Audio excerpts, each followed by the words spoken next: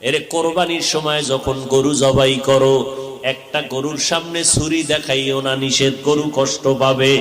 এক গরুর সামনে আর একটা গরুরে জবাই করবা না, গরু কষ্ট পাবে। গরুটারে রশি দিয়া বাইদা জমিনের মধ্যে শোয়াইয়া 1 সেকেন্ড দেরি করবা না। কিন্তু আমাদের সমাজের মানুষেরা কোরবানির সময় গরুটারে হাতে পায়ে বান্ধিয়া মাটির মধ্যে শোয়াইয়া এরপরে বিশাল চিঠি পড়ে, অমুকের মাইয়া, অমুকের ভোলা, এইরকম 7 নাম 13 বাড়ির নাম নিয়া গোষ্ঠী শুদ্ধা নাম পড়ে।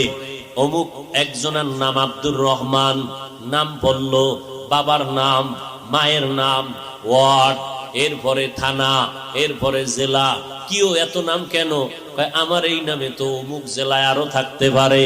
যদি এই জেলার নাম না কও তাহলে আমার দোয়া তো আর এক জেলায় চলে যাইব। এই জন্য আমার গোষ্ঠী শুদ্ধ সব নাম ক। 7 জনের নাম কইতে কইতে গরুটা আদা মরা হয়ে গেছে। ও আল্লাহর বান্দারা, এগুলো শুধু মূর্খতা আর কিছুই না।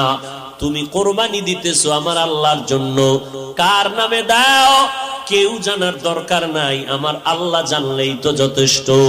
আল্লাহর জন্যই যদি দিয়া থাকো, ইমাম সাহেবের ডাইকে আবার গরুডারে কষ্ট দিয়ে কেন চিঠি পড়াও?